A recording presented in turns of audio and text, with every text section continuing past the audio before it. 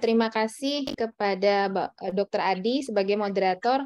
Mohon izin, apakah suara saya sudah terdengar dengan jelas? Sudah jelas, Rani, silakan. Selamat siang kepada para profesor, para dokter, teman sejawat IDAI sekalian. Terima kasih sudah berkenan untuk mengikuti acara online simposium yang diadakan oleh IDAI Cabang NTB.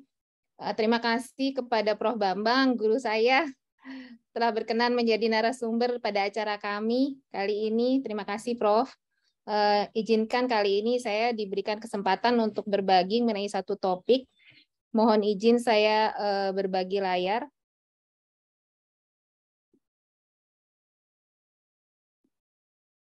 Apakah sudah terlihat? Sudah, Dr. Rani, silakan. Terima kasih.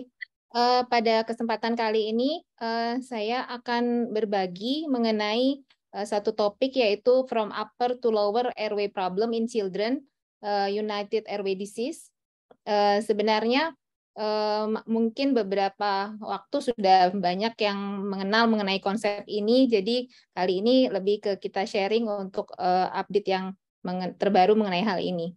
Untuk sebagai outline, pertama akan membahas mengenai anatomical consideration, terutama pada respiratory tract pada anak, kemudian problem respirasi apa saja yang pada anak yang agak sering terjadi, jadi tidak semua akan dibahas kali ini, cukup yang sering terjadi saja, baik yang infection maupun non-infection.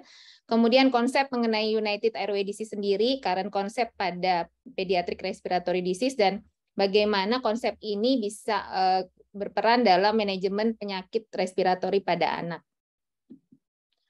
Mengenai anatomical consideration di sini, saya rasa kita sudah sama-sama memahami bahwa kita membagi dari respiratory tract menjadi upper dan lower dari respiratory tract. Jadi upper dan lower respiratory tract terbagi berdasarkan lokasinya, yaitu di bagian atas, laring ke atas dari nasal, kemudian sinus, kemudian faring, sampai laring itu sebagai upper respiratory tract. Kemudian di bagian bawah laring ada trakea, ada bronchus, bronchiolus, dan alveoli. Hal ini akan menyebabkan terbaginya lokasi dari airway itu sendiri. Bagian yang paling banyak sebetulnya akan menjadi bahasan dari upper respiratory tract adalah daerah faring, di mana daerah faring ini terdiri dari bagian yang berhubungan dengan nasal, yaitu nasofaring, kemudian yang akan berhubungan dengan kafum oral, yaitu orofaring, dan di bawahnya ada hipoparing sebelum akhirnya ke laring. Dan di bagian bawah juga kita akan menemukan lower respiratory tract, di mana dimulai dari trakea, kemudian ada percabangan ke main bronchus, dan akhirnya ke bronchiolus dan ke alveoli. Untuk upper respiratory tract di bagian nasal itu memang cukup kompleks, yang mungkin nanti akan lebih banyak lagi dibahas oleh Prof. Bambang. Jadi untuk anatominya, anatomi dari nose sendiri itu memang terbagi menjadi beberapa bagian, baik dari nostril, dari awal depan, kemudian terbagi dari regio inferior, middle, dan bagian superiornya, sampai ke belakang ke koana, beserta dengan rongga-rongga sinus di sekitarnya. Dan semua ini memang menjadi satu kesatuan yang saling berhubungan satu dengan yang lain. Apa saja respiratory problem pada anak yang sering kita hadapi? Sebetulnya pada masa transisi dari pandemi ini, saya rasa hampir di semua tempat kurang lebih mengalami masalah yang sama. Untuk teman-teman sejawat, saya rasa untuk kejadian dari respiratory problem yang berulang pada anak, baik itu di ruang rawat jalan maupun di ruang rawat inap. Yang paling banyak kita temui adalah problem seperti infection. Jadi akut respiratory infection, yaitu baik itu upper maupun lower, itu saya rasa cukup sangat signifikan meningkat kalau kita lihat di masa-masa transisi ini, di mana infeksi ini dapat mempengaruhi proses dari normal breathing sendiri, dan sebagian besar memang terjadi pada anak di bawah usia 5 tahun dan menyebabkan morbiditas dan mortalitas yang cukup banyak. Dan untuk morbiditas sendiri itu rata-rata mungkin lebih dari ini ya, 3-6, bahkan mungkin lebih selama setahun. Dan mortalitas terjadi biasanya adalah jika terjadi keterlambatan penanganan atau memang medical care support-nya tidak memadai, karena Seperti itulah yang akan akhirnya menyebabkan terjadinya mortality di beberapa tempat. Kemudian kalau kita lihat dari pembagian tadi, kita bagi menjadi lower dan upper respiratory infection. Itu untuk upper kita akan menemukan ada rinitis, faringitis, rhinosinusitis, kemudian oma, kemudian laringitis, dan di lower kita akan menemukan bronkitis, bronkiolitis, dan pneumonia. Kenapa upper acute respiratory infection ini lebih banyak kita temukan? Karena memang hampir sebagian besar kasus yang datang ke kita, terutama yang rawat jalan, adalah pasien dengan upper ARI. Dan manifestasi klinik biasanya dari semua regio yang tadi sudah sempat disampaikan adalah memang saling overlapping, karena mereka berdekatan, kemudian gejalanya juga hampir saling susul menyusul gitu. Jadi hampir sama, sehingga seringkali tumpang tindih. Dan penyebab paling sering adalah virus, yaitu rhinovirus, itu sebanyak 25-30%. Walaupun memang virus yang lain juga bisa, misalnya influenza virus, adenovirus, enterovirus, corona maupun RSV. Bakteri hanya sekitar 15%, dan biasanya paling banyak adalah Streptococcus pyogen dan grup A Streptococcus. Mengapa terjadi upper ARI dan mengapa juga berulang gitu? Paling banyak sebetulnya adalah karena pada anak-anak, terutama di tempat-tempat yang crowded atau yang misalnya banyak tempat di mana anak itu mengalami close contact antara satu anak dengan anak lainnya yang saling bolak-balik untuk mengalami upper ARI sendiri. Misalnya di daycare atau di sekolah itu cukup meningkatkan resiko untuk terjadinya upper ARI. Apalagi selama pandemi kemarin mereka seolah-olah seperti terisolasi mandiri di rumah sekian lama, online school, kemudian akhirnya masuk ke sekolah dan bertemu dengan banyak orang dalam satu waktu dan bergiliran sakit. Jadi itu salah satu faktor resikonya juga. Kemudian anak-anak dengan asma dan rintis alergi juga lebih mudah untuk mengalami upper ARI. Lingkungan seperti asap rokok itu merupakan faktor resiko yang sangat besar untuk terjadinya upper ARI, selain karena immunocompromised children dan kelainan anatomikal, terutama di bagian facial. Yang paling sering adalah yang banyak orang bilangnya influenza. Sebenarnya kata yang tidak terlalu tepat, karena sebenarnya itu adalah akut nasofaringitis atau yang dikenal dengan common cold atau selesma. Jadi ini merupakan kejadian yang sebenarnya penyebabnya mild dan gejalanya mild, self-limited, dan viral, dan itu bisa terjadi bahkan 6-8 kali per tahun pada anak-anak dan bayi, dan bahkan pada beberapa anak dengan faktor komorbid tertentu dia bisa menyebabkan gejala yang lebih lama, dengan dimana gejalanya ada sneezing, ada kongesti, kemudian ada rhinore, ada yang disertai sore throat, kemudian ada batuk, demam yang ringan, ada headache dan lesu. Itu adalah yang infection. Sedangkan yang non-infection untuk sebagai problem itu sebetulnya paling banyak adalah ini. Jadi di bagian atas adalah allergic rhinitis dan di bagian bawah di lower respiratory tract adalah allergic asma.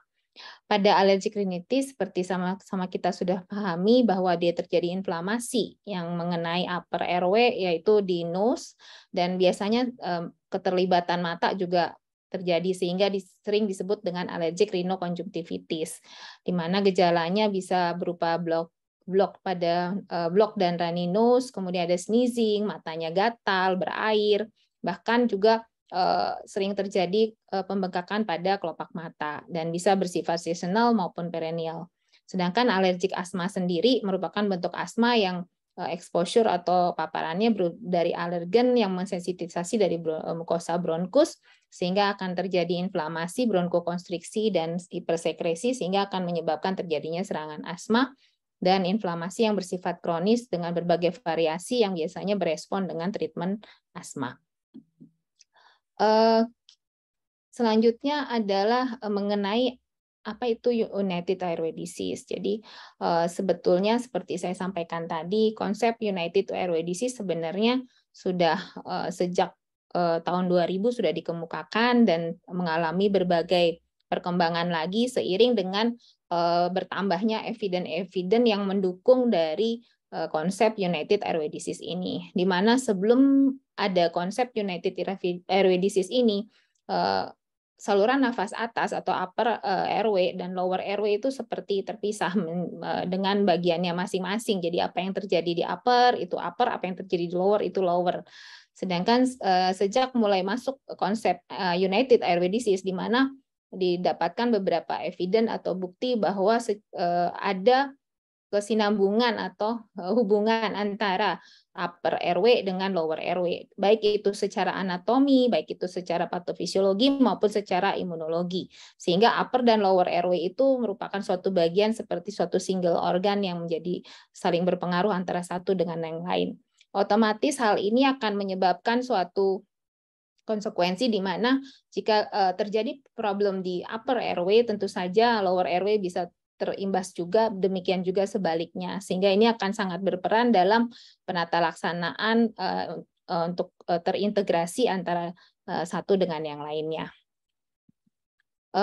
Apa saja evidence yang menunjukkan bahwa ada United Airway Disease, bahwa ada hubungan antara upper respiratory tract dengan lower respiratory tract. Secara anatomi dikatakan evidence-nya sebutkan seperti ini. Jadi pada beberapa studi itu yang menilai atau meneliti tentang patologi dan histologi dari saluran nafas atas dan bawah itu menemukan bahwa ada gambaran yang similar atau secara anatomi dan histologi dia similar antara bagian atas yang nose diambil dari nose maupun yang dari bagian lower misalnya daerah bronchus, itu di mana ditemukan kesamaan dari membran basal, lamina propria, epitel ciliarinya, kemudian kelenjarnya dan juga sel gobletnya.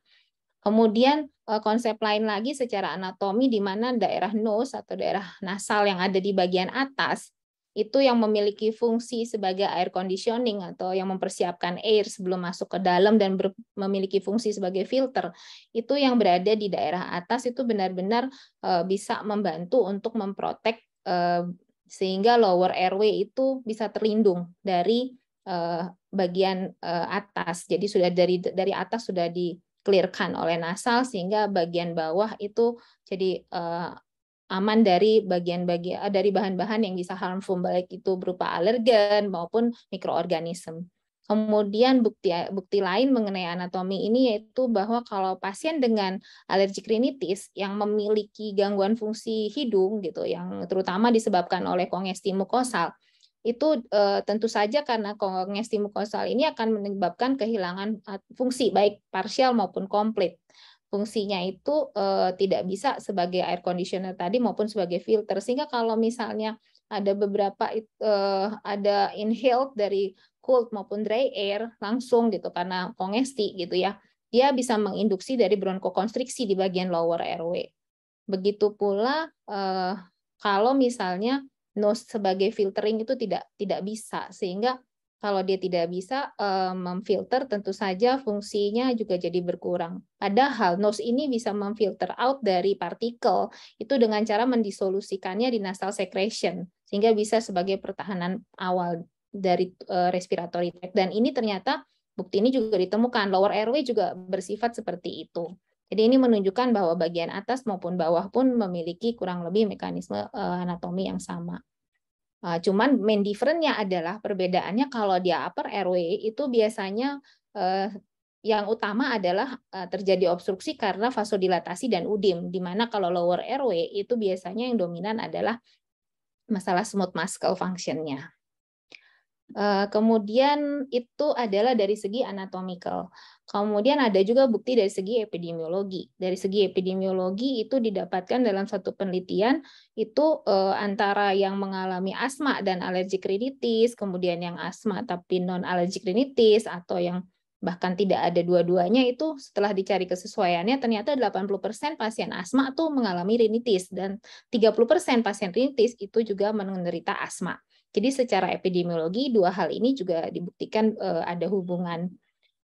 Untuk patofisiologi, evidence-nya sebetulnya lebih ke kesesuaian antara beberapa hal dari penurunan dari fungsi hidung sehingga akan menyebabkan terjadi beberapa mekanisme yang akan berefek pada lower respiratory tract.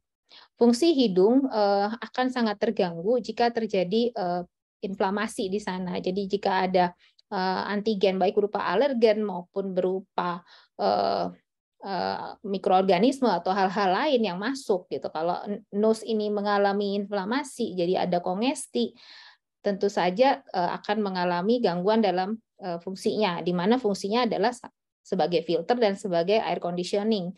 Sehingga nasal kongesti ini akan menyebabkan seorang anak itu akan beralih ke oral breathing. Jadi dia akan bernafas memakai mulut.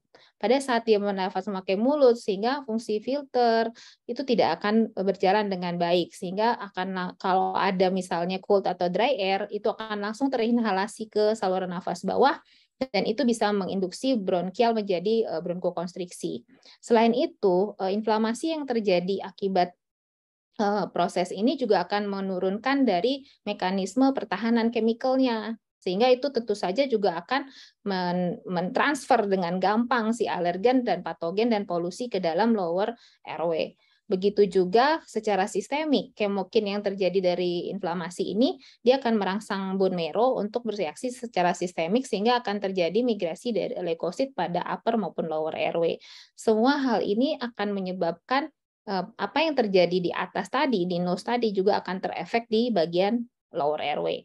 Dan ada satu mekanisme yang dikatakan nasobronchial reflex, di mana jika terjadi alergen menempel atau terdeposit di nasal, itu ada satu refleks yang memang melalui nerve trigeminal itu akan langsung menyebabkan terjadinya bronkokonstriksi pada bronkial. Yang ada beberapa penelitian yang mengatakan kalau nerve-nya dipotong, dia akan hilang refleks ini. Tapi ini juga memang masih memerlukan penelitian lebih lanjut.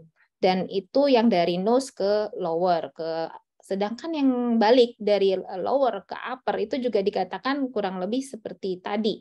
Jadi jika bronkial itu di-challenge gitu, jadi jika ada challenge pada bronkial itu pada beberapa subjek itu mengalami nasal inflammation juga gitu. Jadi uppernya juga jadi ikut gitu. Padahal yang di-challenge adalah bronkial. Demikian juga bronkonasal refleks yang tadi dari atas ke bawah itu kalau bronkialnya diberikan sesuatu di inhale itu juga akan menyebabkan nasalnya juga menjadi inflame.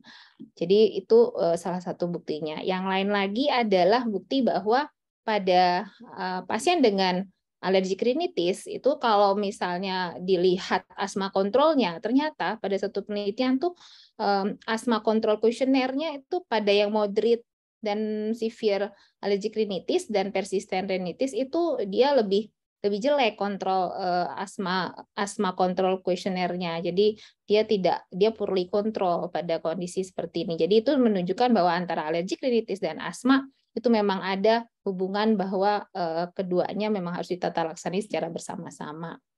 Dan bahkan ada satu penelitian lagi ini yang di 2018 yang memperlihatkan bahwa terjadi penurunan dari lung function pada beberapa tahun pertama kehidupan jika memang pada anak tersebut terjadi alergi rinitis. Kemudian yang terakhir ini adalah kalau kita sudah memahami bahwa ternyata ada konsep United Airway Disease Study, bagaimana hal ini mempengaruhi atau berperan dalam bagaimana kita memanage disease pada respiratory problem pada anak.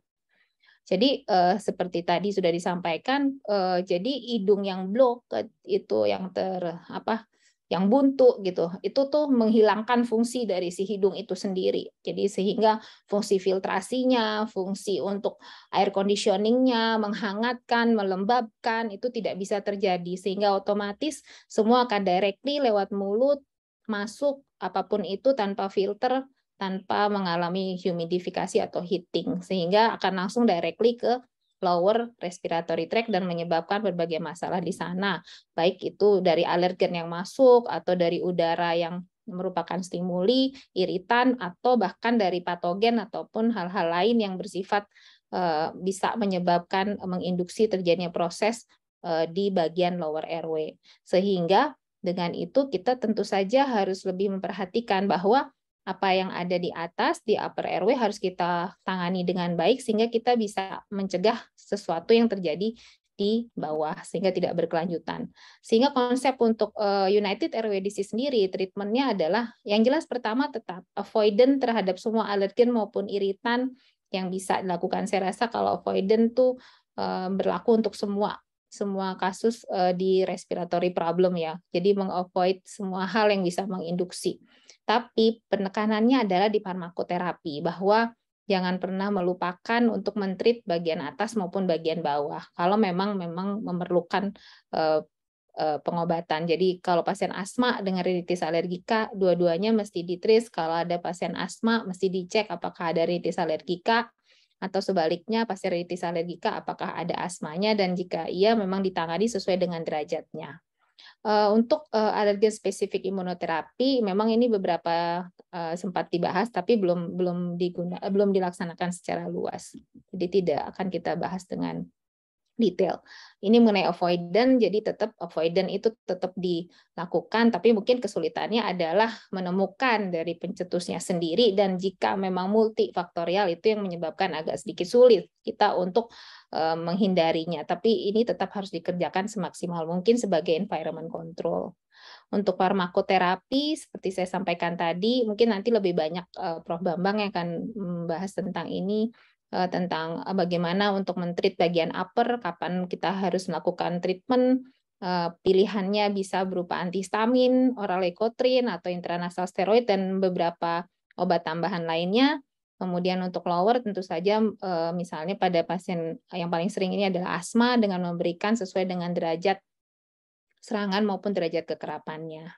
Ini untuk alergi rinitis, jadi disesuaikan dengan derajatnya sesuai dengan area guideline. Ada yang hanya avoidant, kemudian ada yang dapat oral antihistamin dengan atau tanpa antidenglonestan, kemudian ada intranasal kortikosteroid dan seterusnya. Kemudian nanti yang berikutnya adalah pemilihan antihistamin disesuaikan dengan ketersediaannya, tapi yang jelas untuk second generation pasti dia dengan efek samping yang lebih sedikit dibandingkan first generation dalam hal sedasi dan juga efek samping dari reseptor muskariniknya. Kemudian obat yang lain seperti antileukotriene biasanya diberikan memang tidak sebagus intranasal kortikosteroid, tapi bisa diberikan pada beberapa kasus sesuai dengan derajatnya, dan pada pasien dengan asma juga bisa diberikan untuk controller. Jadi pasien asma dengan rinitis alergika ini bisa menjadi satu pilihan. Kemudian untuk intranasal kortikosteroid ada suatu meta-analisis yang menyatakan bahwa pada pasien dengan alergi rinitis dan asma itu intranasal kortikosteroid itu benar-benar memperbaiki gitu loh outcome asma, sehingga dengan mengobati dari alergi rinitisnya, outcome asmanya menjadi lebih bagus. Oke, jadi itu yang untuk atas, jadi kita mengobati atas untuk bisa memperbaiki bagian lowernya. Demikian juga untuk kalau kita berhadapan dengan pasien dengan asma yang ada problem di lower, tentu saja kalau misalnya kita udah berusaha mendiagnosisnya, kemudian berusaha mentreat, tapi tidak berespon sesuai dengan yang kita harapkan, itu sebaiknya kita juga berpikir, adakah komorbid yang lain yang menyertai, karena komorbid ini akan menyebabkan dia tidak berespon sesuai dengan harapan kita. Dan salah satu komorbid yang sering dialami adalah mengenai upper airway, yaitu adalah rinitis alergika dan rhinosinusitis, sehingga tentu saja dengan mengobati bagian atas ini kita harapkan outcome dari asmanya jadi lebih baik, sehingga bisa membantu sesuai dengan harapan terutama untuk tata laksana asma, baik itu asma jangka panjang yang sesuai dengan derajatnya. Mungkin itu sebagai take home message, United Airway Disease merupakan konsep dalam bagaimana kita memahami pediatric respiratory disease, di mana kalau kita bisa memahaminya dengan baik, itu bisa menyebabkan kita bisa mengakses lebih baik, dan tentu saja bisa lebih komprehensif dan dalam memberikan treatment pada anak, baik itu datang dengan upper maupun dengan lower, maupun kombinasi gejala dari kedua respiratory system tadi. Jadi itu, kemudian pesan terakhirnya adalah bahwa jika kita bisa mentreat upper respiratory tract dengan baik itu untuk better lower respiratory tract atau vice versa. Jadi baik atas untuk bawah yang lebih baik, mengentrit bawah untuk atas yang lebih baik, sehingga sama-sama mendapatkan hasil pengobatan yang maksimal. Sekian materi dari saya. Semoga bermanfaat. Terima kasih atas perhatiannya. Selamat siang. Terima kasih Dr. Ani telah menyampaikan materi secara lugas, menarik, dan lengkap ya. Dengan waktu masih tersisa 10 menit Dr. Ani. Ya, tadi sudah menyampaikan konsep-konsep dasar ya permasalahan gangguan pernapasan pada anak ya sudah disampaikan Dr. Ani. Ada konsep United Airway Disease. Mungkin nanti kalau ada pertanyaan dari peserta yang sudah mencapai 450 ini peserta siang klinik kita, agar disampaikan di kolom chat dengan jangan lupa menyampaikan nama dan asal IDAI cabang.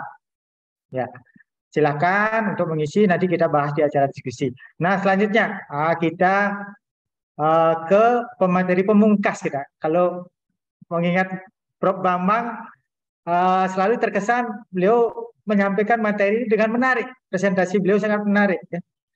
Nah, sebelum beliau menyampaikan materi tentang nasal congestion in children, when to treat, ya, izinkan saya menyampaikan kurikulum PT Prof. Bambang, ya, Profesor Dr. Bambang Supriyatno, spesialis anak konsultan. Beliau menamatkan pendidikan 1 sampai guru besar di FKUI. Dan yang satu membanggakan saya sendiri, beliau pernah menduduki jabatan Ketua KKI ya, tahun 2014 sampai 2020 ya Prof. Ya, betul. Ya, dan beliau juga pernah menduduki jabatan Ketua Departemen Anak RSCM ya. Dan kalau kita bahas semua kurikulum PT beliau panjang sekali ya. Beliau sering menyampaikan lecture kepada kita dengan menarik sekali, dan sekarang kita ingin mendengarkan, menyimak ya materi yang sangat menarik dari Prof. Silakan Prof, 35 menit ke depan. Silakan Prof, materinya. Baik, terima kasih. Assalamualaikum warahmatullahi wabarakatuh. Selamat siang, salam sejahtera untuk kita semua. Alhamdulillah. Terima kasih ini panitia sudah mengundang saya, kemudian moderator, Dr. Adi, kemudian Ketua IDAI, Dr. Nurhandini, dan ini sahabat saya Dr. Ani, ya, sudah memberikan ilmunya kepada kita. Saya terus terang merasa nggak perlu presentasi lagi ini. Karena semua sudah dijelaskan oleh Dr. Ani dengan amat sangat baik sekali, luar biasa. Tapi kalau disuruh bicara juga ya terpaksa juga ngomong juga. Mungkin nanti agak yang ada hampir sama dengan Dr. Ani, yaitu saya akan skip saja. Tapi intinya nanti saya akan coba jelaskan, gitu ya. Sekali lagi Dr. Ani, selamat, luar biasa. Presentasinya lengkap, mantap. Saya bangga menjadi muridnya Dr. Ani. Baik, saya diminta untuk nasal congestion in children, kapan mesti terapi ya. Nah, ini saya tadi sudah dijelaskan oleh Dr. Ani bahwa sebenarnya Dr. Ani mengatakan bahwa ARI. Kenapa beliau ARI, saya IRA? Ya. Karena kalau Dr. Ani itu wanita, sehingga biasanya nggak suka dengan IRA, dia sukanya dengan ARI. Saya laki-laki, nggak suka dengan ARI, sukanya dengan IRA. Itulah kenapa saya pakai istilah IRA, Dr. Ani pakai ARI. Nah, gitu Dr. Adi. Jadi sebagian besar itu tadi sampaikan common cold atau influenza yang kita kadang-kadang mengatakan begini, ini anak saya nggak masuk sekolah gara-gara influenza, flu. Nah, tadi sudah disampaikan Dr. Ani bahwa sebenarnya itu mungkin common cold atau yang namanya selesma. 80% sampai 90%, dan tadi ke bawahnya IRA yang bawah adalah pneumonia yang paling banyak. Meskipun tadi ada bronkiolitis dan sebagainya. Nah, IRA B ini biasanya terjadi karena IRA A. Nah, yang orang kadang-kadang salah adalah mengatakan bahwa ini ada sakit flu gitu ya. Sakit flu. Nah, biasanya flu itu orang sudah mojok aja tuh. Kalau dewasa nggak mau kerja. Tapi kalau common cold, wah masih bisa kerja. Anak-anak masih bisa lari-lari gitu ya. Masih aktif. Sehingga kadang-kadang mengatakan kalau common cold perlu diobati nggak sih gitu. Karena ringan-ringan aja. Tapi itu teori. Kenyataannya, meskipun penyebabnya virus, 30% mungkin lebih di kita menggunakan antibiotik. Kenapa begitu? Nanti kita lihat. Orang ketakutan, jangan-jangan ini antibiotik perlu diberikan karena ini mungkin bakteri. Padahal nanti saya coba jelaskan, apa sih? Kapan sih kita mesti memerlukan antibiotik ya pada IRA yang atas? Tadi sudah dijelaskan, Dr. Ani. Saya ingin mengatakan bahwa pada cold atau pada influenza bisa terjadi yang namanya hidung tersumbat atau nasal congestion. Nah, nasal congestion ini atau cold ini, kita sebagai dokter bertanya, apakah kita akan atasi batuk pilek itu tanpa minum obat? Karena katanya self-limiting disease. Artinya adalah bahwa sembuh sendiri, ngapain diobatin? Kita tahu bahwa semua obat adalah racun. Ya, mau paracetamol kayak yang sering dipakai itu adalah racun.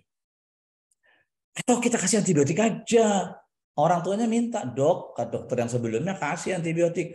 Anak saya kalau nggak dikasih antibiotik, nggak sembuh. Pokoknya minta antibiotik. Nah, yang ketiga adalah kadang-kadang kita mesti memikirkan obat apa yang mesti kita kasih. Apakah kita perlu rawat? Apakah kita perlu injeksi? Minta nih vitamin C injeksi aja deh, gitu biar sehat. Maka kita akan berpikir mau dikasih obat apa. Biasanya, nah saya katakan nih teman-teman semua, biasanya ketika kita menjelaskan kepada pasien tidak perlu obat, maka kita membutuhkan waktu yang lebih lama. Meyakinkan pasien, Bu, Pak, Bule, Pak Le, bahwa ini tidak perlu obat. Itu waktunya lama. Dan disitulah barangkali kita boleh narik lebih biayanya dibanding kalau kita berikan obat. Kalau kamu berikan obat, resep terus cepat langsung bisa dapat. Ya, tapi kalau menjelaskan bagaimana ya, tidak perlu obat atau bagaimana kita perlu obat-obat yang ringan saja, itu seninya menjadi dokter anak. Atau kita tahu kan katanya virus tadi disampaikan oleh Dr. Ani, tapi tetap kita masih mau kasih antibiotik. Oh, kalau gitu kita kasih aja antivirus. Benar, kita mau kasih antivirus. Ya, benar. Apakah benar rhinovirus ada kita kasih obat antivirusnya? Barangkali kalau dia influenza, kita boleh berikan antivirus.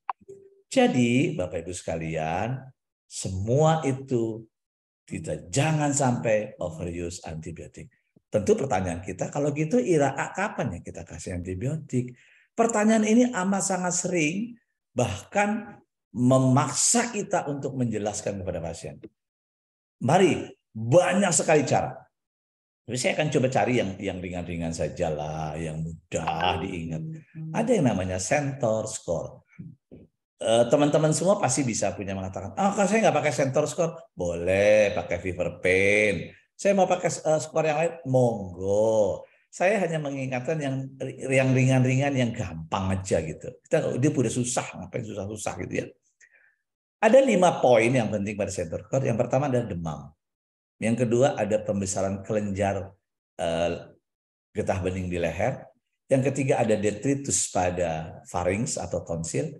Yang keempat justru tidak ada batuk dan pada usia anak 3-14 tahun. 5 keadaan ini kalau suhunya di atas 38,5 derajat Celcius nilainya 1. Kalau ada ditemukan limfadenopati coli tambah 1 lagi. Kalau ada detritus pada pharynx bukan hanya pharynx hiperemis. Atau tidak ada batuk. Kadang-kadang kan ada batuk. Kalau ada batuk nilainya 0. Tapi tanpa batuk nilainya 1. usia di bawah 3 tahun atau usia di atas 14 tahun nilainya 0, tapi kalau usianya 3 sampai 14 tahun nilainya 1. Total itu jumlahnya 5. Lalu kita bertanya dong, dari 5 ini mana kita kalau kasih antibiotik? Bapak Ibu sekalian, kalau cuma ketemu kurang dari 1, apalagi kosong, misalnya demamnya 375, kan nggak masuk kriteria itu, nilainya 0. Maka kita harus apakan? Kalau nilainya 5 atau 4, mau diapakan? Loh, kalau 2 dan 3 gimana? Maka kita mesti katakan bahwa ketika nilainya kurang dari 1 atau 0, tidak ada antibiotik apapun. Karena amat sangat mungkin bukan karena bakteri. Kalau lebih dari 4 atau 5, itu justify kita memberikan antibiotik. Kalau 2 dan 3 gimana? Kita periksa laboratorium. Nah, tentu kalau hasilnya memang cenderung ada memang bakteri atau infeksi yang markernya ke arah bakteri, misalnya leukositosis, misalnya ada neutrofil yang meningkat, atau adanya misalnya diperiksa CRP meningkat atau prokasitosin meningkat, maka itu boleh kita berikan antibiotik. Tapi kalau semuanya mengarah kepada virus, tidak ada cara lain. Tidak ada pemberian antibiotik di situ. Jadi, Bapak sekalian, kalau ini kita ikuti, paling tidak center score atau skor-skor yang lain, maka overuse antibiotik itu menjadi tidak ada. Kalau kita memberikan antibiotik yang untuk overuse, yang akhirnya mengakibatkan masalah besar, yaitu adanya suatu resistensi, maka kita sebagai dokter anak bertanggung jawab dunia akhirat. Buat cucu-cucu kita, buat cicit-cicit kita, buat anak-anak kita. Kita bertanggung jawab karena kita menggunakan antibiotik secara irrasional. Siapa saja sih biasanya menggunakan itu? Ternyata bahwa dokter umum katanya. Mudah-mudahan dokter umumnya dokter umum yang di Indonesia atau yang paling tidak yang tidak ikuti webinar ini. Jadi yang ikut webinar ini enggak melakukan itu. Nah, Bapak sekalian, ini tadi sudah dijelaskan oleh Dr. Ani, intinya adalah bahwa ketika ada keadaan-keadaan ada alergen, bisa terjadi kongesti. Memang kongesti itu masalah buat lo gitu ya. Ternyata teman-teman semua, congestion itu justru yang mengakibatkan keluhan baik pada anak maupun dewasa dibandingkan runny nose atau pilek atau dia sneezing atau bersin. Kadang-kadang bersin-bersin ya tenang-tenang aja deh. Tapi ketika dia terjadi kongesti, ketika terjadi nasal block, ketika hidungnya tersumbat, baru dia mencari dokter. Itu yang terjadi pada anak dan dewasa. Wong dewasa saja begitu, lagi pada anak. Sehingga tadi disampaikan Dr. Ani, dia akan timbul yang namanya mouth breathing. Kalau timbul mouth breathing, segalanya bisa terjadi, recurrent cough, infeksi terus-menerus, dan lain sebagainya. Nah, nasal congestion itu selain tadi ada di common cold, juga pada influenza, juga terjadi pada rhinitis allergica. Tadi yang sudah disampaikan. Dulu memang pembagian rhinitis allergica sebagai seasonal dan perennial. Tapi sekarang dibagi hampir sama dengan asma, yaitu kekerapan atau durasinya lebih lama. Kemudian ada serangan juga. Kalau serangan pada asma juga begitu kan, kita sudah kenal selama ini. Kalau dia durasi itu kita bagi menjadi intermittent dan persistent. Kalau asma juga sama, intermittent, persistent. Yang persistennya biasanya ada ringan, sedang, berat. Kalau ini tidak. Sementara serangan kita bagi juga dengan serangan ringan, sedang, dan berat. Kalau dia intermittent, kapan disebut intermittent? Kalau kurang dari 4 hari per minggu atau kurang 4 minggu durasinya. Persisten kalau dia 4 hari per minggu dan lebih dari 4 minggu. Intinya adalah supaya gampang, kita akan mau yang gampang-gampang aja. Persisten itu kalau bolak-balik rhinitis atau rhinitis yang membandel. Seperti asma lah. Kalau asma balik lagi, maka itu yang persisten. Sementara serangan itu ada ringan dan sedang berat. Kalau asma serangannya ringan sedang, kemudian berat dan ada mengancam jiwa. Kalau pada serangan rinitis, kita sebut serangannya ringan apabila aktivitasnya masih oke, tidurnya masih oke, kerjanya kalau hari dewasa oke, dan anak masih bisa melakukan sekolah. Tapi ketika serangannya sedang berat, maka aktivitas, kemudian tidurnya pada malam hari, bekerjanya sudah mulai terganggu.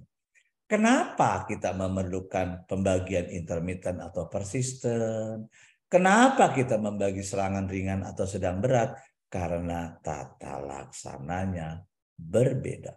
Ketika tata laksananya itu sama, maka kita tidak lagi memerlukan pembagian intermittent kah, persisten kah, serangan ringan kah, serangan sedang berat kah, karena tata laksana sama. Karena tata laksananya berbeda, maka kita harus ingat, intinya ketika serangan itu aktivitas tidurnya, aktivitas kerjanya masih normal.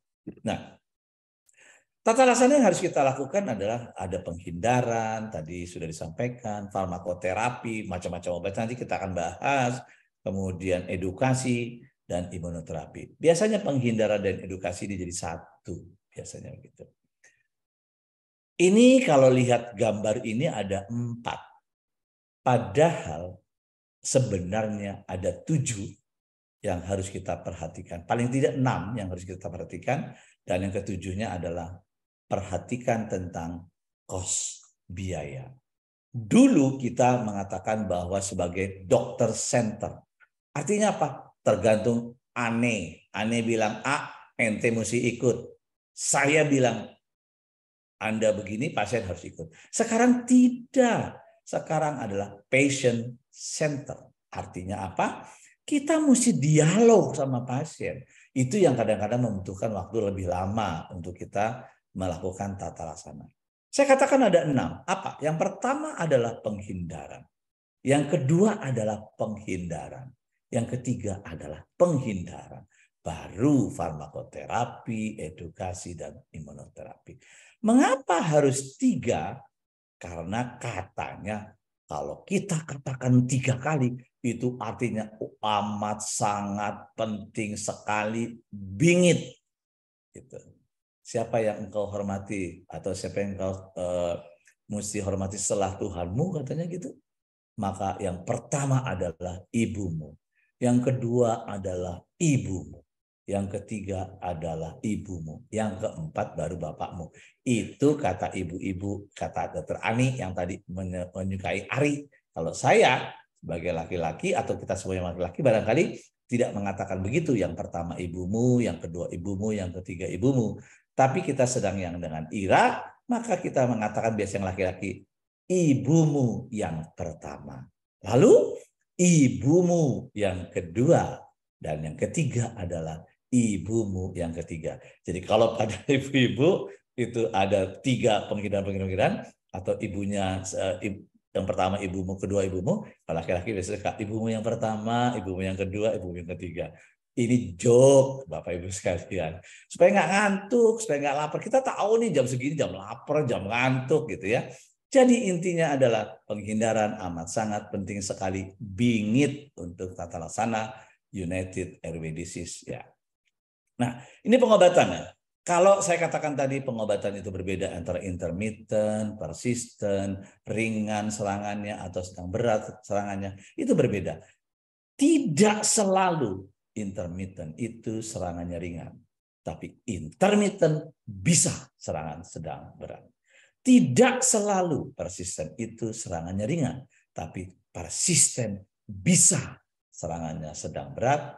Maka kita bagi menjadi 4, yaitu intermittent yang serangannya ringan, atau intermittent yang sedang berat, atau serangannya ringan pada persisten, atau persisten dengan serangan sedang berat.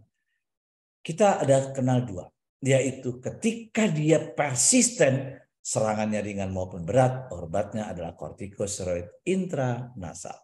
Tapi ketika dia serangannya sedang berat, tapi intermittent, juga memerlukan kortikosteroid. Jadi kalau ditanya kapan kortikosteroid intranasal diberikan, yaitu pada keadaan persisten apapun serangannya, atau pada keadaan intermittent tapi serangannya sedang berat. Lalu kalau intermittent tapi serangannya ringan apa? Kita boleh berikan antihistamin generasi kedua, tadi sudah disampaikan lebih bahwa lebih baik dari generasi pertama, kita boleh berikan dekongestan. Jadi ketika intermittent serangannya ringan, kemudian intermittent serangan sedang berat, serangan pada persisten ringan maupun sedang berat, boleh kita berikan dekongestan dan tentu penghindaran alergen atau iritan. Di sini ada antihistamin boleh dikasih, dekongestan boleh dikasih, kortikosteroid boleh dikasih. So, kapan kita memilih kortikosteroid? Kapan kita memilih antihistamin? Kapan kita memilih dekongestan? Ingat saja lagunya Krisdayanti. Pilihlah aku jadi pacarmu. Gitu. Jadi kalau dia bisa menunjukkan kenapa pilih pacarnya? Karena dia memang selalu bersedia siaga 24 jam. Selalu memberikan yang terbaik dan sebagainya. Nah, imunoterapi juga biasa kita berikan pada yang persisten. Ini kita cara memilihnya. Sebagai tips saja, kalau kita praktek nanti, kita tahu bahwa pada rinitis terjadi bersin, ada rhinore atau runny nose, atau kita sebut sebagai pilek, ada obstruksi nasal, atau yang kita sebut sebagai nasal congestion, atau kadang-kadang itchy, gatal. Tadi disebutkan ada gejala mata, ya, sehingga disebut konjungtivitis, rhinosinusitis, ya. Dan kapan bekerjanya waktunya. Kalau kita obatnya antihistamin, intranasal kortikosteroid, kemudian kromolin. Sekarang mungkin sudah susah nyarinya itu di sodium kromoglycate atau dekongestan atau antikolinergik. Yuk kita kasih kapan kita pilih. Pada keadaan bersin, runny nose, gatal, ada gejala mata, disitulah kita memberikan antihistamin. Jadi antihistamin lebih berperan kalau dia sampai gatal, itchy. Tapi pada keadaan obstruksi nasal dia kurang berperan. Kalau runny nose, ya dia masih berperan.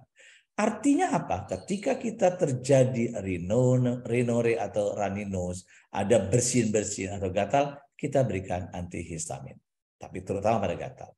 Lalu intranasal kortikosteroid, bisa nggak berperan pada bersin? Bisa. Bisa nggak pada runny nose? Bisa. Bisa nggak pada obstruksi nasal? Bisa. Kalau gatal, bisa. Gejala mata, bisa. Memang kortikosteroid segalanya bisa. Lalu kromolin ini sudah jarang lagi. Bagaimana dekongestan? Nah, tadi sini kalau dia ada block nose, itulah tempatnya dekongestan. Lalu bagaimana intranasal kortikosteroid? Kan 3 juga. Biasanya nanti kita lihat waktu bekerjanya. Ketika dia dalam keadaan akut, ketika dia dalam obstruksi nasal congestion yang hebat, maka berikan dekongestan. Tapi kalau untuk long term management, maka disitulah tempatnya intranasal kortikosteroid. Jadi pada waktu singkat berikan dekongestan pada obstruksi nasal, ketika dia long term management kita berikan intranasal kortikosteroid. Kapan antikolinergik?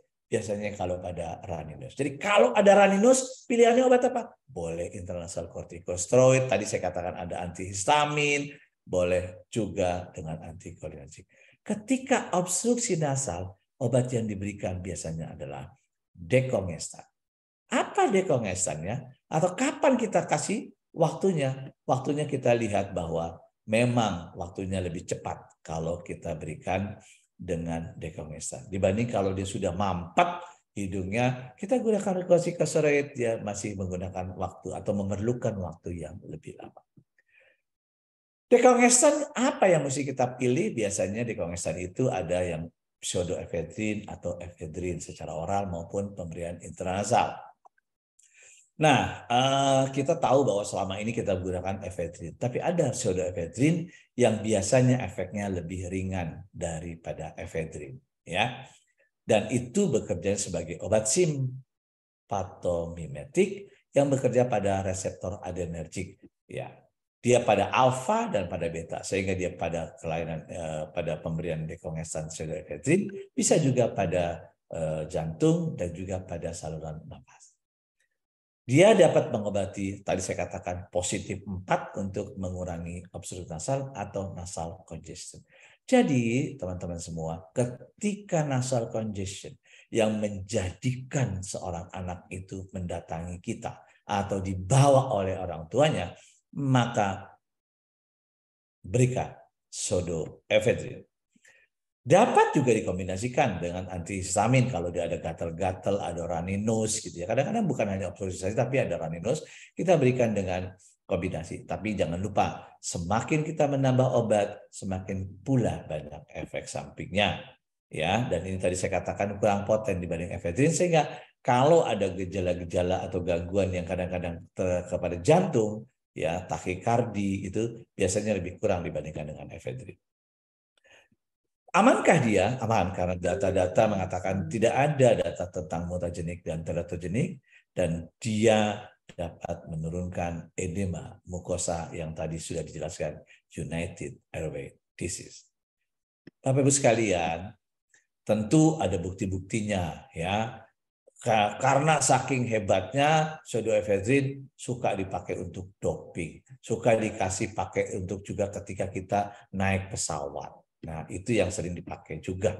Sehingga katanya suka juga yang sering salah itu digunakan, yaitu pseudoephedrine yang sering salah digunakan selain juga triamcinolone atau kortikosteroid.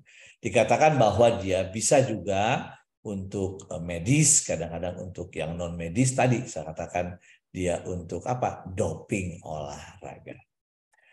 Nah, Bapak Ibu sekalian, ini kalau kita lihat ketemu rinitis, ada beberapa yang diferensial diagnosisnya yang mesti kita lihat pada nasal congestion.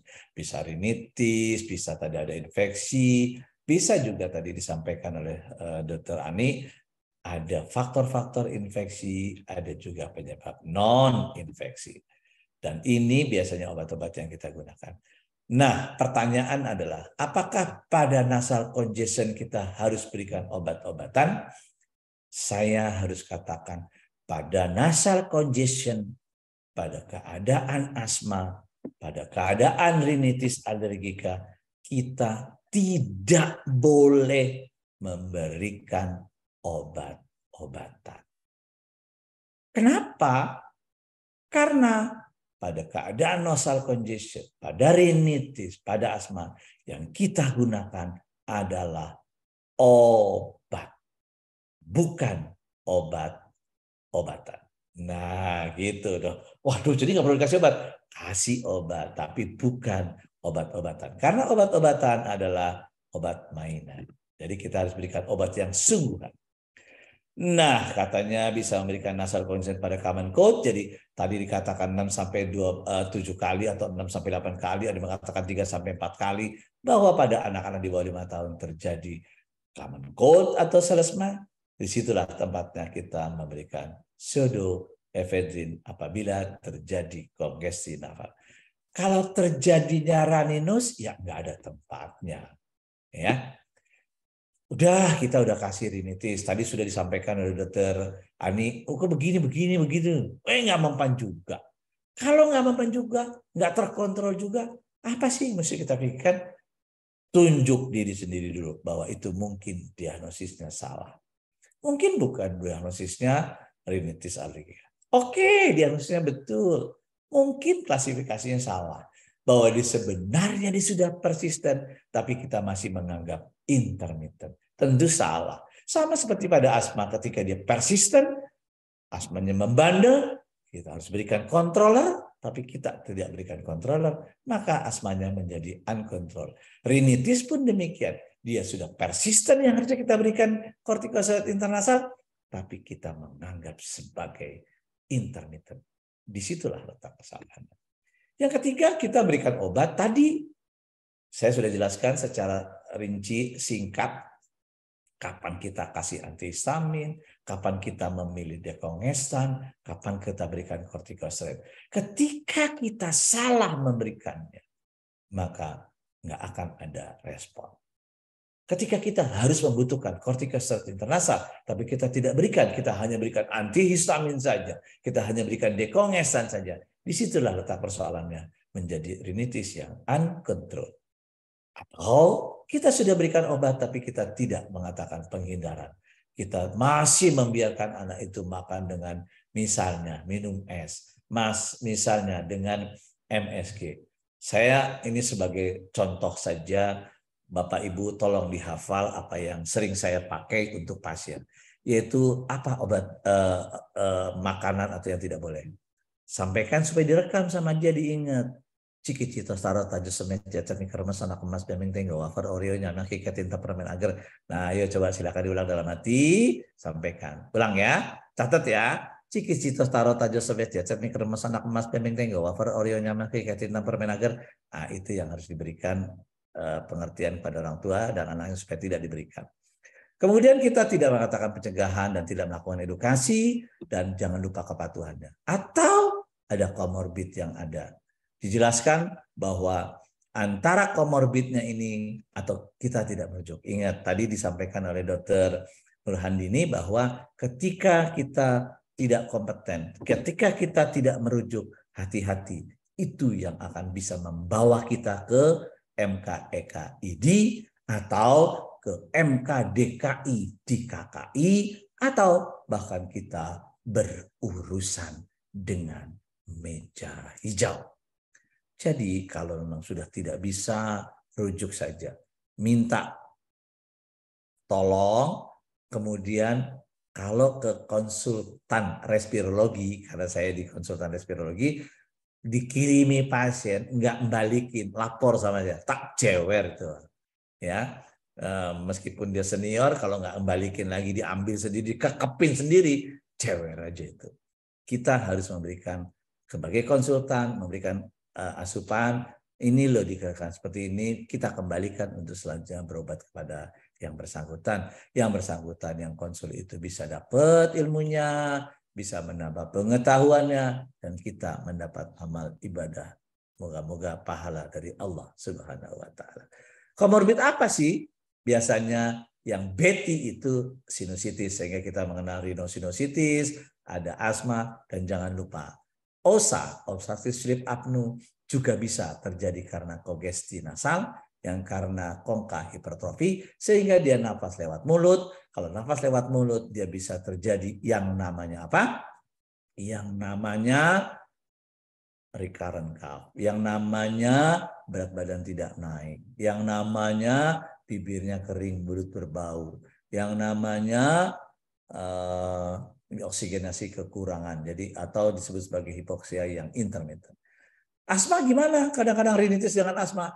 Nah, saya kasih ringkasan sedikit. Kapan kita curiga asma? Tolong difikirkan kalau dia ada batuk dan atau mengi, ya, batuk dan atau mengi. Jadi boleh batuk aja, boleh mengi aja, atau kedua-duanya yang sifatnya entar. Entar itu nanti gitu ya. Bahasa Jawa, bahasa Jakartanya entar dulu gitu, entar. Pertama adalah batuk dan atau menginya sifatnya entar, episodik. N yaitu nocturnal atau pada malam hari. Biasa malam hari dia timbul, batuk, terganggu tidurnya, tapi siang hari dia bisa lari-lari. T berikutnya ada trigger. Ada yang namanya pencetus, trigger. Yang keempat adalah A, entar. A itu adalah alergik atau atopi pada diri sendiri maupun keluarganya. Yang terakhir R, entar, itu adalah reversible. Artinya kalau batuk dan atau menginya yang berulang-ulang, terutama pada malam hari, yang diakibatkan biasanya ada faktor pencetusnya, orang tua atau dirinya ada alergi, dan biasanya baik dengan bronchodilator atau bahkan kadang-kadang dengan tanpa obat dia baik, atau reversible, pikirkan itu asma. Dan sekali lagi, ketika dia terjadi rinitis dan asma, tadi disampaikan kontrol untuk rinitisnya, siapa tahu asmanya akan baik karena obati yang atas, maka yang bawah juga bisa bagus. Ya, fix the sneeze to control the wheeze. Obati sneeze-nya atau kongka hipertrofinya, maka asmanya akan baik. Tapi semua itu pada anak-anak rinitis, pada anak-anak asma, kapan kita gunakan dekongestan, kapan kita gunakan antihistamin, apakah ada komorbid atau tidak, itu semuanya adalah dapat meningkatkan quality of life. Sebab tanpa pengobatan yang baik, quality of life-nya turun. Kenapa? Biasanya anaknya akan menyusahkan keluarga, bosen, boring. Ya, orang tuanya mesti balik lagi nemenin ke dokter. Apakah kalau anak dibawa ke dokter sembuh? Jawabannya tidak. Kenapa? Saya selalu mengatakannya, dok, anak saya udah dibawa ke dokter X, nggak sembuh-sembuh. Pasti nggak sembuh. Kenapa? Wong cuma dibawa nggak diobati. Dok, ini anak saya, dok, saya bawa. Yowis, balik meneh. Atau kembali lagi. Ya nggak sembuh. Mesti berobat ke dokter. Bukan dibawa ke dokter. Yang kedua adalah absen sekolah. Kalau absen sekolah nanti nilainya jelek. Gangguan tidur, pagi-pagi ngantuk dengerin matematik. Ya kalau dengerin cerita wayang, ngantuk juga. Cepat lelah karena ngantuk-ngantuknya, atau kadang-kadang agak remaja atau dewasa bisa hipertensi. Tapi sekali lagi pengobatan untuk rinitis, sekali lagi pengobatan nasal congestion, pilihannya apa? Semuanya adalah personalized. Ya, semuanya adalah tailor made, seperti penjahit. Kalau penjahit yang betul, dia ukur dengan baik, setelah itu dia passing, kemudian pasen ya, kemudian bagus. Tapi kalau kodian bikin M, bikin L, bikin XL, bikin S. Tapi yang personalized, yang tailor made pasti jauh lebih bagus.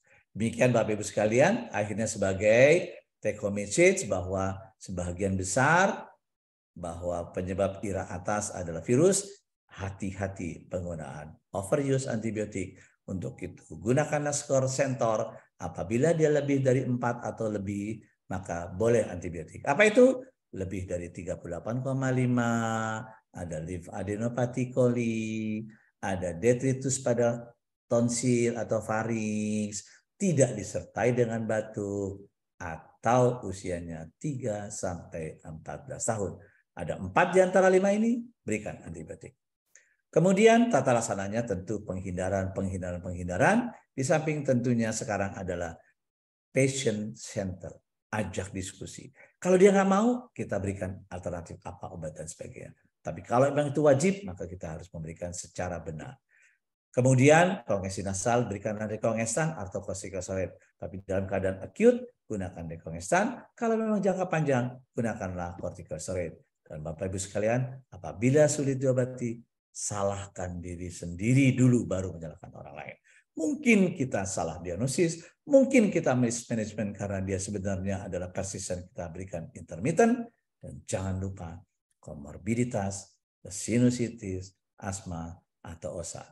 Demikian yang saya sampaikan. Lebih kurang mohon maaf. Billahi taufiq wal hidayah. Assalamualaikum warahmatullahi wabarakatuh. Waalaikumsalam. Terima kasih Bro telah menyampaikan materi dengan sangat menarik dan sistematik dan aplikasi sekali Bro. Setelah tadi Dr. Ani menyampaikan tentang konsep penyakit, kemudian konsep terapi dari Prof tadi ya, dengan pasien center, kemudian terakhir dengan quality of life pasien. Nah, selanjutnya kita menginjak ke acara diskusi 15 menit ke depan. Yang pertama ada 2 pertanyaan untuk Dr. Anik, ini berkaitan dengan United Airway Disease. Dr. Anik, apakah hanya berlaku untuk rinitis dan asma? Itu dari pertanyaan Dr. Rapika. Kemudian yang kedua dari Dr. Gebyardi Baskoro.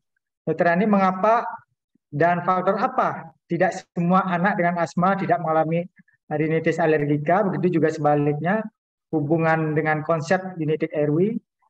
Bagaimana remodeling United Airway akan terjadi bila salah satu, bagaimana terjadi patologisnya? Sebut. Itu Dr. Ani, silakan 2 pertanyaan untuk Dr. Ani, mungkin nanti Prof juga bisa menambahkan. Prof, silakan. Terima kasih Dr. Adi. Mohon izin Prof mencoba menjawab. Nanti kalau ada tambahan mohon bantuan Prof. Ya, pertanyaan pertama dari Dr. Rifka ya Dr. Adi ya. Itu tentang apakah United Airway Disease itu terbatas pada rinitis alergi dan asma saja? Adakah penyakit upper dan lower lainnya yang saling berkaitan satu sama lain. Sebetulnya pada konsep United Airway Disease itu memang dibahas sebenarnya adalah UAD yang alergik dan non alergik. Cuman yang untuk non alergik itu memang sampai sekarang juga patofisiologi atau mekanismenya memang belum dibahas secara detail. Jadi yang baru konsepnya baru establish evidence-nya itu adalah yang alergik. Sehingga sehingga kenapa yang banyak dibahas kalau kita mencari tentang United Airway Disease adalah yang alergic rhinitis dan asma yang asma alergik gitu. Jadi yang United Airway Disease non alergik itu tidak banyak dibahas. Mungkin nanti kalau sudah ada evidence berikutnya, saya rasa pasti akan bisa ada penjelasannya. Cuman memang konsepnya kalau di luar dari alergik, sebenarnya kalau kita hubungkan dengan infection, sebenarnya sama aja. Pertahanan kita kalau di upper airway, kalau misalnya bermasalah, tentu saja untuk infection kan akan lebih mudah untuk turun ke lower ya. Karena kalau hidungnya udah blocking gitu dan tidak bisa melakukan fungsinya sebagai air conditioning maupun filter, otomatis oral breathing tadi bukan hanya memasukkan alergen tapi juga memasukkan bahan-bahan lain termasuk bahan-bahan infection gitu loh, sehingga ke ARI atau iranya Prof Bambang ya Prof, ARI saya dan iranya Prof Bambang yang dari atas jadi turun ke bawah gitu. Jadi mungkin itu juga bisa berperan di sana gitu karena memang dia satu kesatuan gitu, seperti itu. Kemudian pertanyaan yang berikutnya yang Dokter Gebiar ya, Dokter Adi ya, kalau tidak salah itu menanyakan tentang kenapa tidak semua apakah semua asma itu tidak semua alergi rhinitis gitu ya, dan sebaliknya gitu ya kalau saya tidak salah tangkap ya. Jadi sebetulnya seperti konsep United Airway Disease, jika memang alergen atau pencetusnya kebetulan sama gitu, misalnya pencetusnya misalnya house dust mite atau misalnya pollen atau misalnya dander gitu. Jadi kalau dia terinhale di hidung gitu, tertrap di hidung, kemudian merangsang sensitisasi di sana, otomatis kalau misalnya dia ke bawah dan bahan itu juga yang mensensitisasi mukosal bronkus, itu biasanya sih akan menyebabkan alergik iya, rhinitis, tapi asma juga iya, dan begitu juga sebaliknya. Tapi asma itu sendiri saya rasakan tidak hanya alergennya berupa inhalan.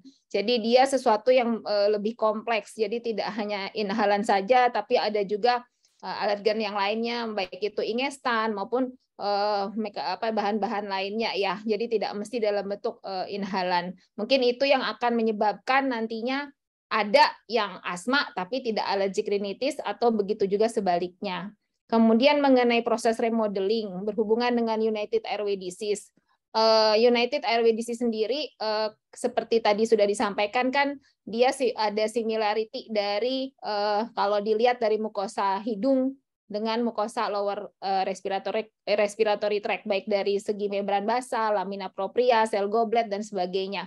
Otomatis kalau terjadi remodeling di asma karena dia memang satu kesatuan tidak menutup kemungkinan akan menyebabkan terjadi proses remodeling juga. Cuman memang kita tidak bisa memastikan seberapa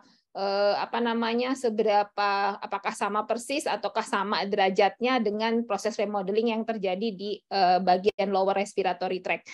Karena memang tentu saja paparan terhadap alergen dan proses inflamasinya juga berbeda-beda dan itu juga tergantung dari bagaimana treatment yang kita kerjakan. Jadi dalam bentuk penghindarannya seperti apa, kemudian apakah misalnya kalau dia persisten itu atau misalnya dia mendapatkan terapi pengendali kalau asma, ataukah misalnya kalau rhinitis dia mendapatkan terapi jangka panjang dengan intranasal steroid. Jadi tergantung banyak hal menurut saya. Tergantung makanya sebaiknya kalau memang ada rhinitis alergika dan di bawah ada asma ya dua-duanya mesti diobatin sehingga akan mendapatkan hasil yang maksimal. Jadi tidak salah satu yang lebih berat dibandingkan yang lainnya. Mungkin itu dari saya. Mungkin ada masukan Prof Bambang? Silakan Prof. Ya, silakan Prof. Sudah lengkap sekali itu. Sudah lengkap sekali. Cuma saya yang menambahkan sedikit saja. Jadi kadang-kadang ketika dia rhinitis kemudian juga ada asma, itu kita kadang-kadang lihat nih, asmanya kayaknya nggak terlalu berat-berat amat gitu. Tapi dengan adanya rhinitis sebagai komorbid, jadi kelihatannya sebagai difficult asma gitu. Jadi nomor satu, ketika ada rinitis dan asma, obati juga rinitisnya. Mungkin, saya katakan ya, mungkin asmanya belum perlu controller gitu ya. Tapi kalau dia memang sudah juga berat, sudah termasuk yang persisten, ya berikan dua-duanya. Kok takut amat gitu dengan ada intranasal kortikosteroid, kemudian ada nanti pemberian inhale kortikosteroid. Nah, saya hanya menyampaikan bahwa kalau masih bisa dengan intranasal kortikosteroid, mungkin kita berikan itu. Tapi kalau tidak bisa, maka dua-duanya. Dan kita tidak usah takut bahwa kelebihan dosis untuk kortikosteroidnya, karena semuanya adalah dalam bentuk inhalasi. Ya, jadi dalam bentuk intranasal atau topikal maksud saya, kemudian dalam bentuk inhale kortikosteroid gitu.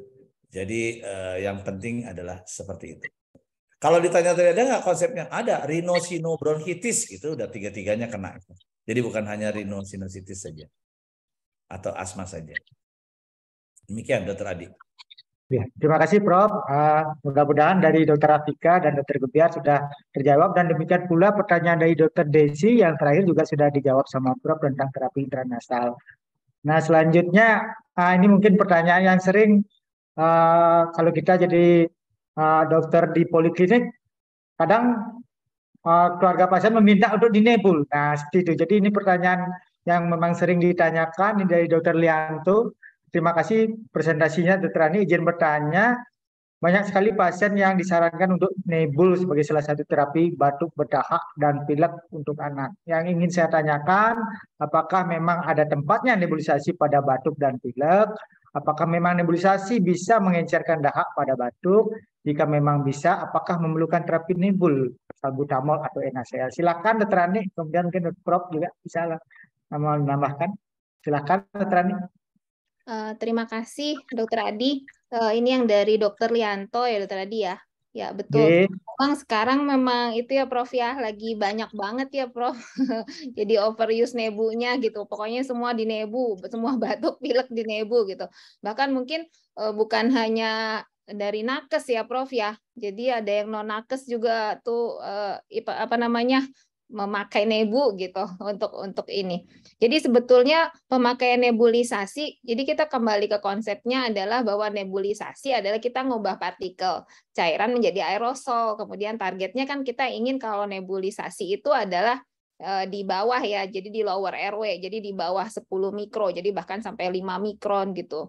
Sehingga dia akan mencapai deposit di bawah, di lower airway yaitu bronkus dan ke bawah. Tentu saja berarti masalahnya harus ada di sana. Jadi sekarang batuknya karena apa dulu? Terus udah gitu, kalau pilek tuh di hidung itu otomatis bagian depan ya Prof ya. Jadi dia perlu partikel yang lebih besar, biasanya di atas 10 mikron. Jadi mungkin kalau memang membutuhkan suatu terapi di sana yang lokal, yang topikal, jawabannya adalah spray kalau untuk hidung. Jadi bukan nebulisasi, karena target partikel kita size-nya adalah di atas 10 mikron untuk di hidung. Jadi supaya dia bisa trapping di sana dan bekerja di lokasi yang kita inginkan. Nah, kalau yang nebulisasi baru yang untuk lebih bawah. Tapi sekali lagi batuknya dilihat dulu. Kalau memang batuknya memenuhi klasifikasi kriteria gitu ya untuk kita berpikir ke arah asma misalnya. Jadi ada episodisitas, ada reversibilitas, ada variabilitas gitu. Kemudian ada pernah respon sebelumnya dengan terapi asma. Saya rasa dan pada saat pemeriksaan fisik mungkin ditemukan ada mengi atau wheezing dan memenuhi kriteria itu, ya memang kemungkinan si batuknya sendiri memang berhubungan dengan asma atau dicurigai asma. Jadi ada tempatnya kita memakai nebulisasi. Sekalian kalau misalnya memang masih ragu, apalagi kalau misalnya ada riwayat di keluarga gitu, ada asma atau sejenis atopi dan yang lainnya, mungkin untuk lihat respon gitu loh. Kalau dia respon berarti kita bisa membantu untuk menegakkan diagnosis. Tapi bukan semuanya mesti dinebulisasi gitu. Kalau yang untuk nebulisasi untuk batuk ya.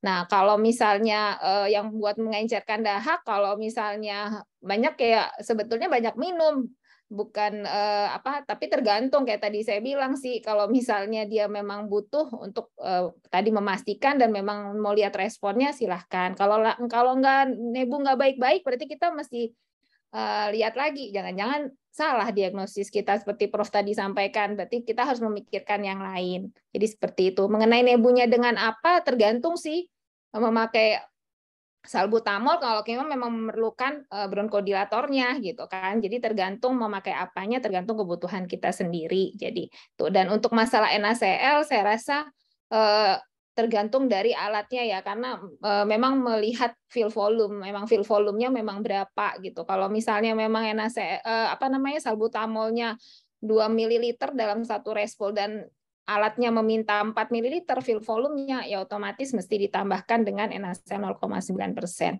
Mungkin itu Dokter Adi. Sama mungkin satu lagi sebelum Prof menambahkan, Prof, yang tadi kayaknya ada terapi inhalasi yang nasal. Ini kayaknya nyambung Dokter Adi. Yang tadi terapi intranasal steroid yang nasal sama yang inhalasi. Jadi memang inhalasi steroid sama, berarti memang untuk bagian lower, sedangkan intranasal steroid itu yang untuk di hidung. Jadi nyambung sama yang tadi, kalau memang perlunya masalahnya alergik rinitis, berarti kita perlunya deposit di hidung, berarti milihnya intranasal spray misalnya untuk steroidnya. Tapi kalau misalnya butuhnya agak lebih bawah untuk terapi pengendali asma untuk lower, berarti kita memerlukan inhalasi dengan steroid inhalasi. Mungkin itu Dokter Adi. Terima kasih. Terima kasih Dokter Ani, ya jawabannya sudah lengkap ya. Selanjutnya mungkin Prof bisa menambahkan lagi, karena tadi Prof mengingatkan kita harus memberikan obat bukan obat-obatan. Nah kalau di kita di Lombok terutama Prof, kalau nggak disuntik nggak berobat. Yang ini kalau nggak dinebu tidak diobatin. Mungkin itu sugestinya Prof. Ya. Silakan Prof. Jadi saya ngaku salah. Ketika saya menjadi ketua UKK itu tahun 2003, itu ada yang namanya PIT pertama kali di Batam. Nah, kita menggebu-gebu UKK respirologi karena pada waktu itu terapi inhalasi itu masih baru. Nah, saya sebagai ketua UKK dulu keliling Indonesia untuk memperkenalkan atau memasyarakatkan nebulisasi dan menebulisasikan masyarakat.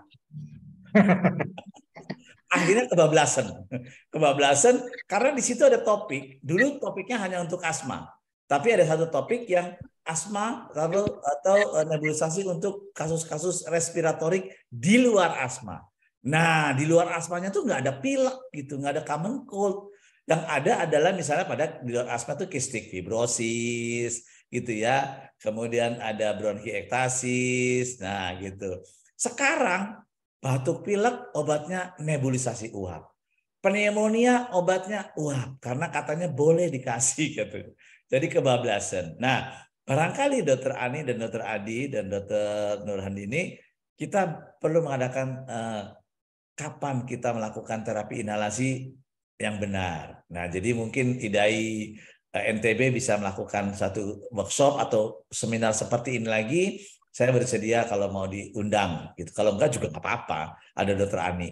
Jadi intinya sebenarnya adalah kapan kita memberikan nebulisasi. Nebulisasi itu adalah bronkodilator dan itu namanya juga bronkodilator. Jadi buat yang di bawah.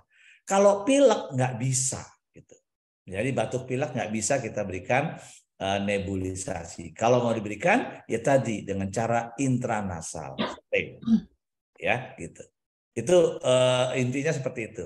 Jadi memang ngaku dosa lah. Belum tuntas dengan Dokter Ani. Baru keliling-keliling belum sampai menyatakan yang nggak bolehnya gitu, baru yang bolehnya gitu. Jadi perlu dilakukan di NTB. Berarti Prof, jadi narasumber lagi Prof untuk next Prof. Terima kasih Prof pencerahannya. Yang terakhir mungkin karena masih banyak yang ingin bertanya. Salah satu ada yang raise hand ini. Dr. Bing, saya persilakan Dr. Bing Rudianto yang raise hand. Mungkin ada yang ingin disampaikan langsung. Silakan ke Dr. Ani atau Prof. Silakan Dr. Bing.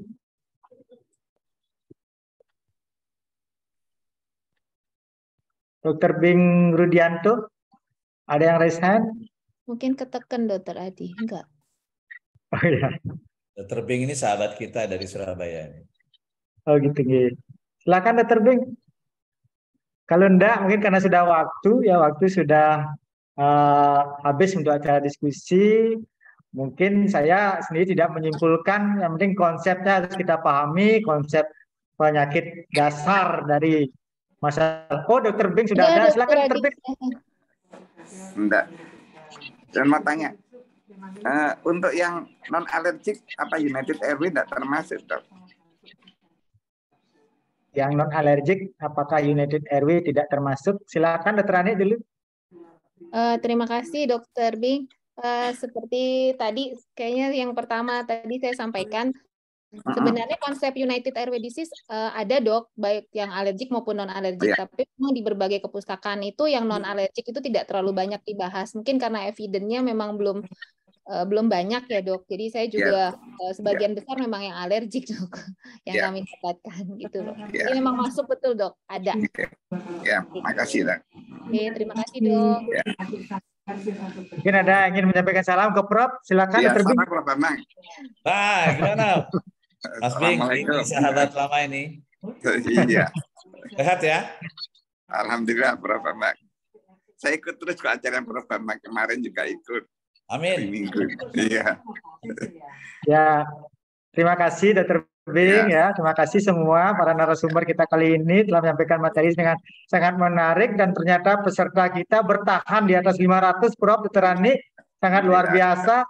Ya, materi kali ini memang sangat menarik. Terima kasih sekali lagi dari kami dari IDAI INTB sangat surprise, sangat excited dengan yang disampaikan sama Dokter Ani, luar biasa ya. Kami sangat bangga. Kemudian dilengkapi sama Prof. Jadi pada intinya kita harus memahami konsep dasar dari penyakit, kemudian konsep terapi, kapan kita memilih terapi harus dengan rasional, terutama tentang pemilihan antibiotik, jangan sampai overuse. Tadi Prof mengingatkan lagi kami dengan Center Score. Terima kasih Prof. Dan selanjutnya ada konsep family center, ya keluarga, pasien center, kemudian tentang quality of life. Terima kasih Prof. Dokter Ani. Mudah-mudahan acara simposium online, ya simposium siang klinik kali ini bermanfaat dan mencerahkan kita semua sehingga kita bisa memberikan solusi yang terbaik buat pasien kita. Mungkin itu yang ingin saya sampaikan. Terima kasih banyak Prof. Dokter Ani, Dokter Eka, dan para peserta yang sudah hadir 500 lebih ya. Terima kasih banyak. Saya akhiri dengan ucapan banyak-banyak terima kasih. Terima kasih. Salam sehat. Salam sehat. Terima kasih banyak. Terima kasih Ani. Sehat terus. Sehat Prof. Sehat Prof. Luar biasa. Offline-nya Prof. Ya, ditunggu. Tadi ada Prof. Pramita juga, guru kita, kepala sekolah. Terima kasih panitia. Materinya silakan kalau mau disebarkan. Materi juga akan disampaikan linknya, ya disampaikan linknya oleh panitia di akhir acara. Terima kasih. Terima kasih. Terima kasih, izin pamit. Terima kasih Prof. Terima kasih Dokter Adi. Terima kasih, izin live.